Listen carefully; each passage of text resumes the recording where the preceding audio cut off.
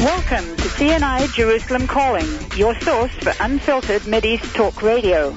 I'm your host today, Helena Cobban.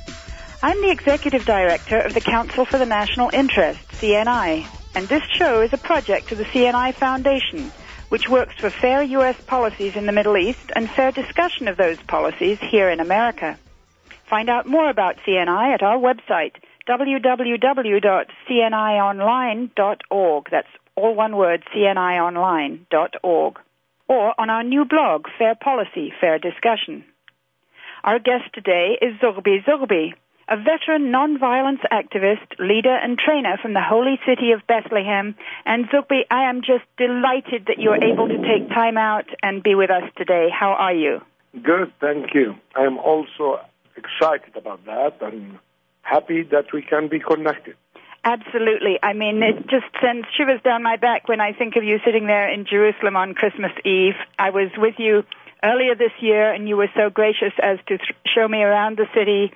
And we sat with the mayor there, Dr. Victor Batarsi, and we had a good time. And you're a member of Bethlehem's elected city council, which is great. Wow. Today we're going to talk a little about the current situation of Palestine's Christian community, the most ancient in the world. We'll talk a little about the situation in your city, Bethlehem, today. And we also want to explore the many instances of nonviolent action being pursued by Palestinians, the support you get from some pro-justice Israelis, and the reactions of the Israeli government. So let's start, Zoughbi, if you could tell the listeners a little bit about life in Bethlehem today. Today is a special day. Especially we are celebrating Christmas. And Christmas itself is a message of hope, a message of life, a message that challenges the difficulties, that challenges the hardships that we face. Bethlehem is really a little town, as it was written in the Holy Bible, and it is becoming tinier as a result of the continuous confiscation of land, as a result of the settlements that are surrounding it, as a result of the bypass roads. But despite of all the challenges, despite of the economic deteriorating situation and the political instability, people are determined with the Palestinian NGOs and all the churches to celebrate the Christmas. This is where we are at this moment. It must be so difficult for you all. Tell me, for example, how you get around. If you want to go to Jerusalem or if you want to go and visit a cousin somewhere else in the West Bank, how do you do that? It is very difficult to go to Jerusalem, despite the fact that now the Israeli authorities talk about giving permits, but very few people have permits to go to Jerusalem, and it's limited for one time, for a duration around holidays. For me, for example, I haven't been able to visit my sister in the last 9 years because I don't have a permit, and many are not able to do it. And sometimes if they give permit, they will give it to one son or one daughter or one parent, not the whole family get it. So it is very difficult to move. There is no freedom of movement. You're saying that families are getting split up by this, but when you say they are doing it, who is the they? I talk about the Israeli authorities. The Israeli authorities are not giving permits, and actually we don't need the permit. It should be an open city, Jerusalem. It is the first time in history ever that Bethlehem has been separated from Jerusalem, because Bethlehem and Jerusalem like twins. I'm trying to remember in the days before there was the separation wall, it would take 10 minutes in a car, even when the traffic was bad, to go from Bethlehem to Jerusalem. It is only 5 miles of the center of Bethlehem to the old city. During good time, we are able to move freely. At least no checkpoints, no walls. Nowadays, you cannot go anywhere. Zoughbi, how is this affecting economic life in Bethlehem? Can people run businesses or distribute goods? Can workers get into the factories? Can people go to school if they need advanced training? What's the effect? The war has tremendous negative impact on us, and this lack of freedom of movement has really choked us. In the past, many of our people worked in Jerusalem, whether in the private sector or other places. Nowadays, very few are able to go to work. Just schools and churches and mosque-related businesses here and there, people are able to go with a permit, and it is due to the situation in one another. There is no flow of goods. There is now a new checkpoint. You can get goods or send goods from it. It's like becoming a border. A lot of the things that you need to buy is not available here. So the Israeli authorities are dealing with the Palestinian Authority area as a cheap market sometimes, cheap labor, captive market, as well as garbage dump. Anything that will not be allowed in Israel found its ways to sell it in the West Bank. And this is really not in a healthy situation we live in. How about young people? Do they lose hope? How do you keep up their hope? It is very difficult for young people to keep hope, although we try to inject them with hope. The things that you have for granted, we die for it here. There is a theft of spontaneity. Young people couldn't move freely. People who are sick cannot go to Jerusalem or hospitals. We, in a way or another, deprived of real life, and many things, such abnormal conditions we live, create abnormal behaviors. So many of the youth would like to run away from this country to move to other place where they can breathe freedom. How do you try to keep them hopeful and staying in Bethlehem, staying in the land of their forefathers? We try all our best. We have training programs, workshops, seminars, conferences, international and regional conferences, wherever we try. We try to have a message to them, not to have the monopoly over pain or to compete for victimhood, especially through the dialogue or the exchange programs with people who have been affected like us, like in the Balkan or South Africa or Northern Ireland or Cyprus. We try to welcome groups, especially young people, to come here so we can learn, share, and express ourselves freely. So through this message, we try to say, instead of cursing darkness, let us light a humble candle. And the humble candle is done through awareness campaigns, through nonviolent workshops, try to respond to the needs of the people in a more creative way. Tell me about what Christmas will be like this evening. I guess it's 7 p.m. there in Jerusalem. Do you have a lot of guests coming from outside Bethlehem to celebrate Christmas Eve? Will there be special services, candlelight, all kinds of wonderful things, or is it kind of difficult this year? It has been really very joyful atmosphere, despite of all the challenges that I mentioned and the hardships that we face. Lots of people come to Bethlehem from Galilee, from Jerusalem. A few who are allowed to come from Gaza are here also. Lots of internationals. All the hotel rooms are booked. Even some people are staying with families. It is a wonderful atmosphere, and this determination that the Palestinian people love to celebrate life, love to have hope, love to give a message to the world. This area cannot be a prison. This area will not be like ghettos. We need to get rid of this political stagnation. We need to see justice and peace. And this is a message. From the morning, scouts were drumming, having a parade. The procession of the Patriarch, Boys Scouts and Girl Scouts, around 22 different religious scouts, church-related scouts. And the procession of the Patriarch came from Jerusalem in a wonderful image. The Palestinian Authority has helped a lot, whether it's spending $50,000 on the decoration or keeping the human security. Zoughbi, you talked a little bit earlier about the situation of the people in Bethlehem today. Now, as I understand it, about half of them are Muslims and half are Christians. But I wanted to ask in particular about the situation of Christians in Bethlehem and throughout the whole of historic Palestine. I've heard that there's a lot of out-migration of Christians. Is that a real problem that your community is facing? Definitely. This immigration has been for a long time. and has been exceeded during the Israeli occupation. You could say since 1948, 60% of the total population of the Christians in now Israel have been kicked out. 23,000 Christians alongside 21,000 Muslims were kicked out from West Jerusalem, where the ethnic cleansing happened in 1948. And since then, in 1967, the number of Christians has been declined. It was at one time 15% in the whole historic Palestine. Now we are in the West Bank almost 1.8%. So the number of Christian population have been decreased and have been decreased immensely.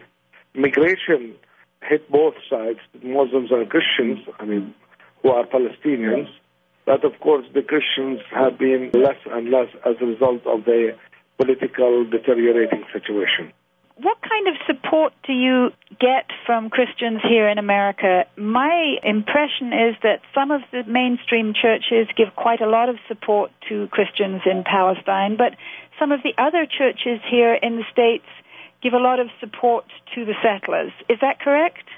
Yes, I believe we highly appreciate the prophetic voice and the prophetic action of the mainstream churches, who are not only supporting but also try to have a wise decision, a way to respond to the needs, as well as to have an objective point of view, to have a pro-justice point of view. Yes, at the same time, we think the support is not enough because the situation is very difficult, and we need not only financial support, but we need also moral support. We need to have advocacy approach to exert pressure on Israel to come into terms with the international will, with applying UN resolutions regarding the Palestinian cause. And this is a problem we face with the right-wing Christians.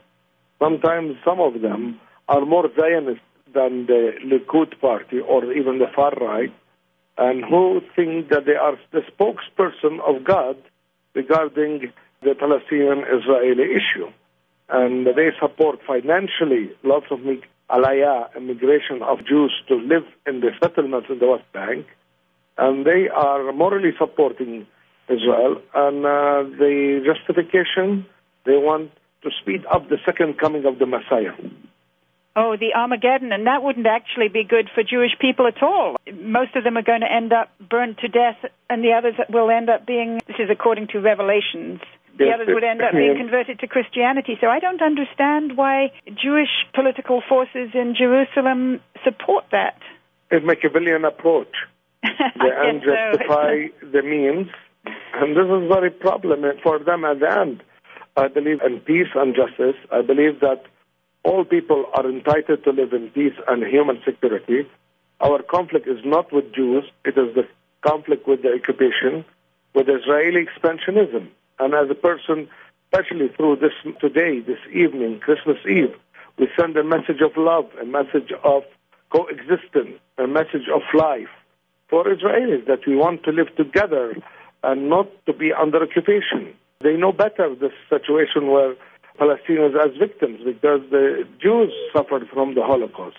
And we suffered also as indirect victims. So those who suffer should understand each other rather than becoming perpetuator and enslave and inject pain on others. Well, you're quite right there. There are, of course, some Jewish Israelis who support your fight for justice and coexistence. And I've seen the people who go to Bethlehem or the people who go to the South Hebron Hills, and they really support and help the Palestinians.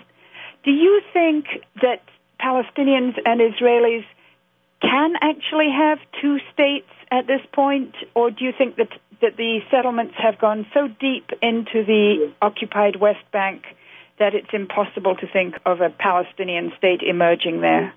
Let me first appreciate the Jewish voices for justice and peace, who refuse to courage or Yesh Givul or Women in Black or Israeli Committee Against House Demolition. And there are few of Israeli peace camp who, for me, they are a ray of hope. Together we are in the same struggle against injustice, together with the third party from the world we are against what is happening here. Whether we will live in one state or two states, I think the most important thing is that the Palestinians are entitled to statehood, to safety, to live as other nations. The problem now, Israel doesn't want to wed us or separate from us. Since we are not Catholics, and today is Christmas on the Catholic calendar and the other Christian calendar, we believe in divorce. The problem is whether Palestinian state in the West Bank, given the fact there are 500,000 plus settlers living in the West Bank, the confiscation of land, building the wall, which gobbles a lot of land because the wall has been built on 80% of the West Bank, Palestinian state will not be viable. If there is no withdrawal from the West Bank and Gaza and East Jerusalem that occupied in 1967, void of all legal settlements, void of all the unilateral actions that the Israeli government has taken, I don't think there will be a viable Palestinian state. Of course, the Israelis are afraid if we say, okay, one secular binational, and I believe this is the only solution in the long run. But the Israelis think, oh, there will be a demographic bomb, and we will lose the Jewish state. And of course, it cannot be democratic and Jewish. This is a bottom line. But the problem is those Israeli right-wing leaders who are in control of the government would like the Palestinians to disappear and would like to expand the settlements and Judaize the West Bank as they did in Galilee and so on. And this will not work. We have only one solution: to live together. I think you're right. In the long run, you could see having a binational single state there, and you could see getting to that either directly or through having two separate states that later might confederate, like the states in Europe have confederated into the European Union. Of course, there will always be ethnic Palestinians inside Israel, and there will always be Jewish people who want to visit Hebron or the holy sites throughout the West Bank. So it makes most sense to have no border. But, exactly. I think you are right. I believe one state binational will solve a lot of problems in the long run. But in the meantime, we need to have two-state solution. But again, to have a Palestinian viable state, to have freedom of movement, to have our economy free to import and export, not to be slaves in that sense, and to have good relationship. Good neighbors make good fences and not vice versa. Whether the Israeli leadership will agree or not, I believe nowadays we have our President Abbas, who is very moderate and who is insisting on continuous negotiation based on freezing the settlement and so on. We have a Prime Minister, Dr. Salam Fayyad, who is keen to build the institutions and who is working hard to create a different synergy in our situation, which is a message of nonviolence, a message of perseverance, a message of assertiveness, that we want to be our neighbors. We don't want to have conflict. We don't want to have dialogue of arms. We want arms of dialogue. You do still have the problem of the split inside the Palestinian movement, which I imagine is very painful for you. There in Bethlehem, you have Hamas and Fatah working together on the city council, but at the national level, no. That's true, but if you look at Israel, there is right wing, there is left wing. I wanted to explore the things you're doing in terms of nonviolence activism a little bit more there in Bethlehem.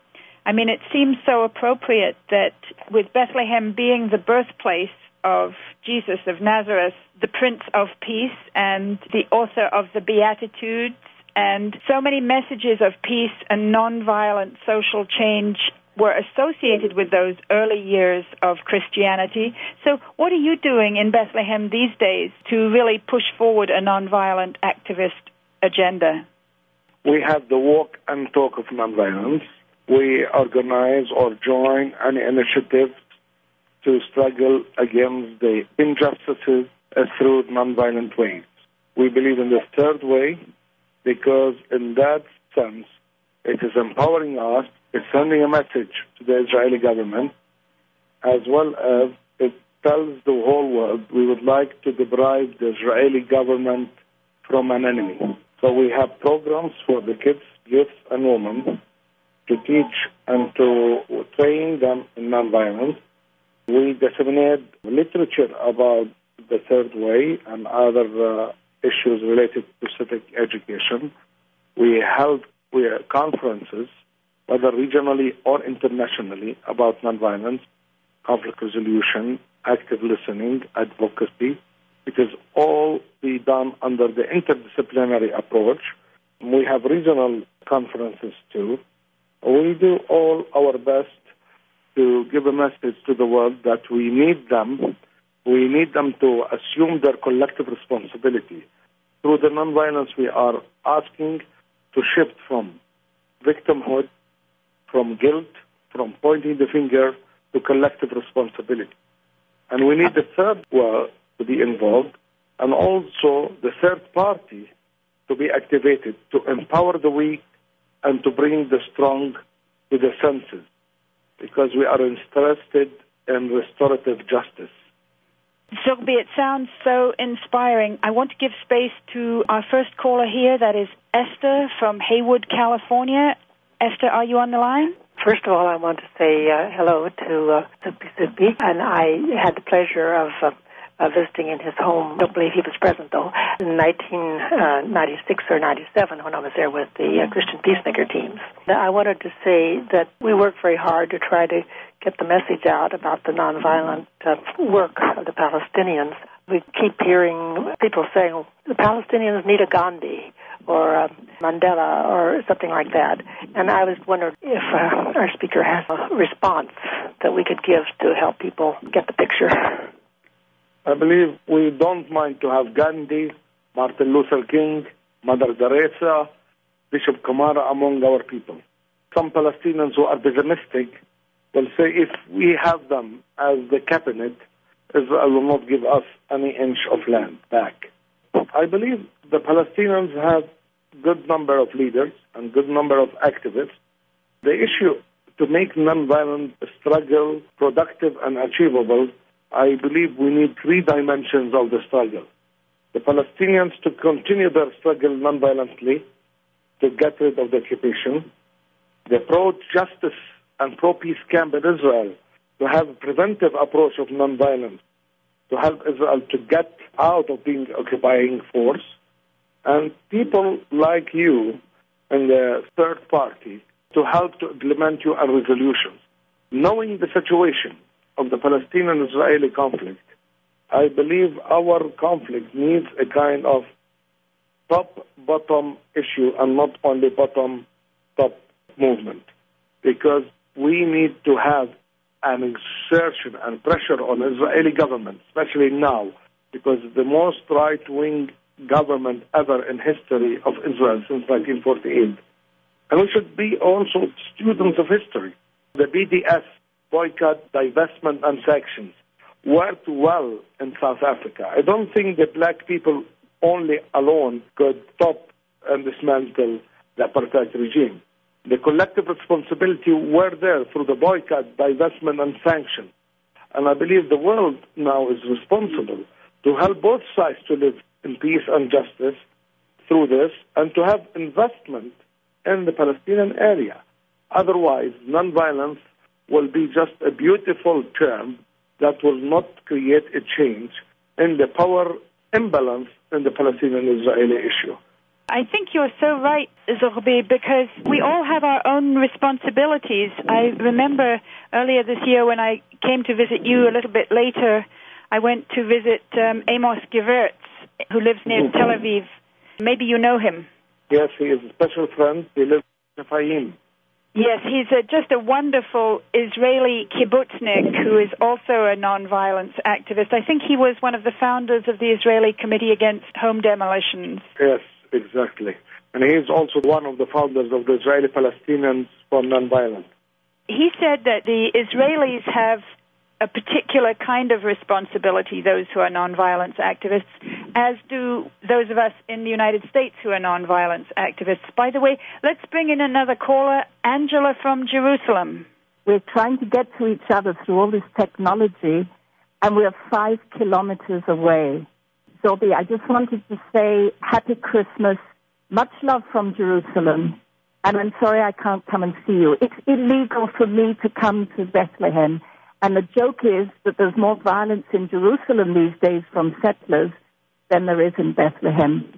So I just send you a lot of love and a lot of appreciation. I hope this is getting through. You're an Israeli citizen, and that's the reason it's illegal for you to go to Bethlehem? Yes, I'm an Israeli, and I'm therefore not allowed into Bethlehem. I can get in by going all the way around, and it's very expensive because I have to do it by taxi, of course. It's a crazy situation because when I'm in Bethlehem, I feel perfectly safe. It's a normal city with ordinary human beings and lots of very good people like Zoughbi, who's a good friend. I have great respect to such voices of social responsibility, voices of action who try to change the situation. We have two examples. Angela from the Israeli left from different groups Angela is active in, and we have also the CPT, Christian Peacemaker Teams, and many, many organizations are active in the area that I have respect, and they always humble me down. Just to have a couple of ideas about what people who support nonviolence here in the United States should be doing, because, of course, our government is giving tremendous amounts of military aid to Israel, which helps Israel to sustain the occupation and to launch its various military adventures. I think that we have particular responsibilities here that are different from the responsibilities of our friends in Palestine and of our friends in Israel, that we all have our own role to play. I think we have on the line Jamal from Washington, D.C. My question is, I'm very active in Arab-Jewish dialogue group here in the D.C. area, and I've been doing it for about 7 years. Almost every meeting we have somebody come up and say, isn't it a shame that there isn't a Palestinian Gandhi? And then they talk about, we never hear about nonviolence. I wanted to ask your guest, how is the best way to approach that and explain to them that, yes, there is nonviolence going on in the occupied territories? It seems like a joke. It seems like we are always blaming the victim. Why we don't have a Palestinian Gandhi? Do we have an Israeli Gandhi? This is the question. The other thing, the Palestinian struggle for a long time has been characterized, whether by default or by design, as a nonviolent struggle. Maybe we don't use the name nonviolent. We have the unarmed struggle. If you look at the Palestinian people who live in these ghettos and who live in these prisons, what they do most of the time, they try to go to the fields to plant their trees, to cultivate their products, try to move from one place, to sneak to go and visit their family, to sneak sometimes to go to the hospital. They put themselves on the risk all the time. They are risking their lives whenever they try to go from place to place. There are 600 checkpoints in the West Bank, and Palestinians continue to live their lives despite of all of that. And all of these actions, all of these challenges they face, all of these approaches they adopt is a nonviolent struggle. And I believe you look at Nalain, Bil'ain, Al-Ma'sara, different villages in all the West Bank and cities and camps are practicing the nonviolent struggle. If you come to the area, when you see a Palestinian student coming from one of the villages in the south in Hebron, who tried to go to the university in Jenin, the American University in Jenin, how long does it take him or her to go from Hebron to Jenin, which supposedly in one good time, 2 hours, it takes sometimes a day or might not be able to reach there. So if you look at the worker who went early, who goes early in the morning, 4 o'clock, leaving home to reach to the place of work at 8 or 9, what do you call that? So the Palestinians, maybe they are not good at public relations to talk about the nonviolent struggles. And the media, some of the media, and here I appreciate Helena, and I appreciate what the social media, Washington, is doing, because giving a voice for the voiceless. I believe we cannot point the finger at the Israeli, but we point the finger at us. We are not public enough to tell about these successful stories of nonviolence, about these methods of alternative approach to violence, about the unarmed struggle. Look, about 11,000 prisoners inside Israel.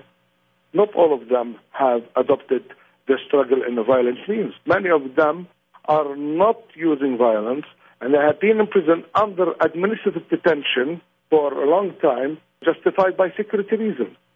That doesn't mean I don't appreciate to have leaders who are good in the struggle nonviolently. Look at Abbas, our president. I give you an example. Many times, whether as a city council member or other issues, get to with President Abbas or with the Prime Minister. And whenever we tell the President Abbas, look, the Israeli land are killing us, are imprisoning us, so what will be your response? And President Abbas will assure us negotiation is the only way.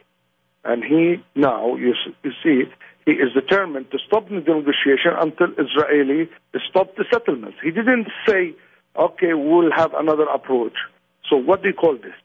What do you call Prime Minister Fayyad now as a leader when he thinks of the 2-year approach to build institutions? Don't you think this is a creative approach of nonviolence?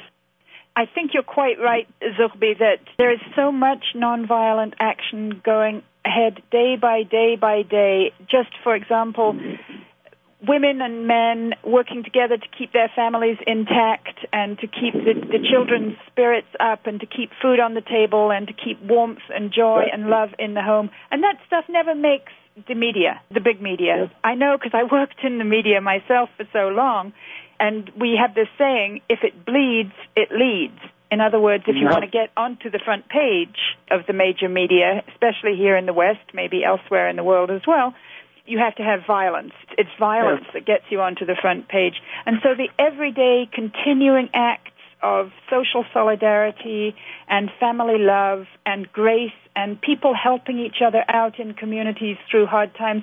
And that is the essence of nonviolence. That's the essence of Samud. That doesn't make the media. If Jamal is still listening, he should really look at Mary Elizabeth King's book about the history of Palestinian nonviolence and maybe buy copies for all his friends, because Mary King has really charted that history. People in the West, they ask this question all the time. Where is the Palestinian Gandhi? Where is the Palestinian Mandela, whatever? They never ask, where is the Israeli de Klerk? It took two to tango there in South Africa. They never make that request of the Israelis, and they never make that request of our government here in the United States. Obviously, the major supporter of Israeli militarism and oppression and force. Sorry, I'm getting into a little bit of a rant there. I want to really have this come back to you, Zoughbi. I'd love to ask you just to speak to listeners here in America and around the world about what is your message from Bethlehem.